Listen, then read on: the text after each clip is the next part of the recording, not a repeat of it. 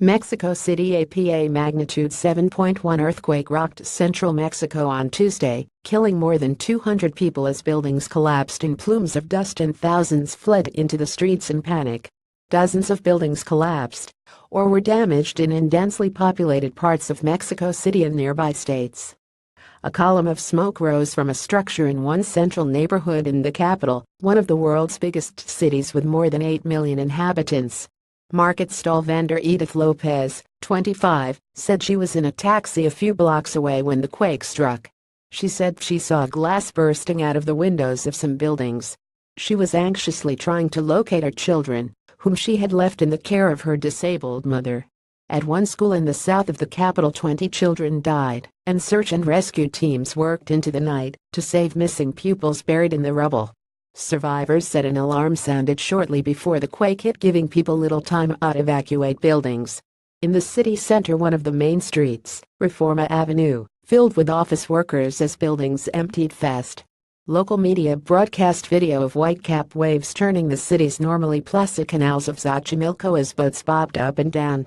President Enrique Pena Nieto said 27 buildings had collapsed or partially collapsed in Mexico City.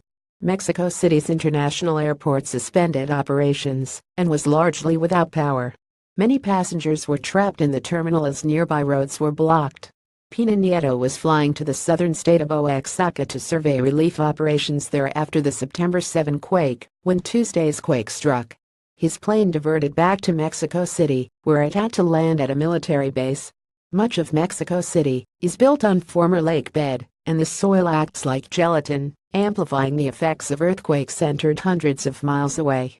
Earlier in the day, workplaces across the city held readiness drills on the anniversary of the 1985 quake, a magnitude 8.0 shake, which killed thousands of people and devastated large parts of Mexico City.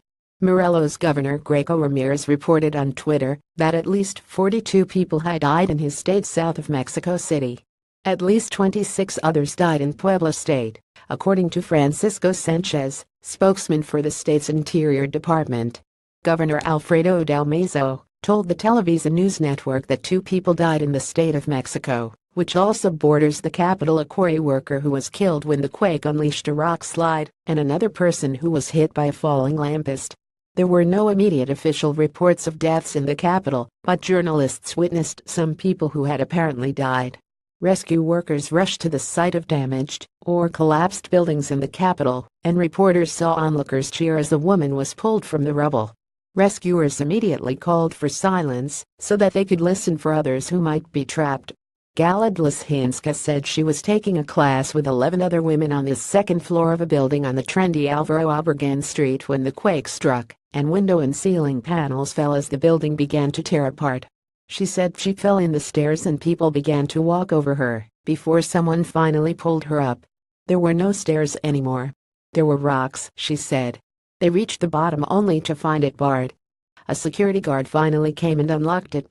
The U.S. Geological Survey said the magnitude 7.1 hit at 1:14 p.m. 2:15 p.m. EDT, and it was centered near the Puebla state town of Rebozo, about 76 miles 123 kilometers southeast of Mexico City.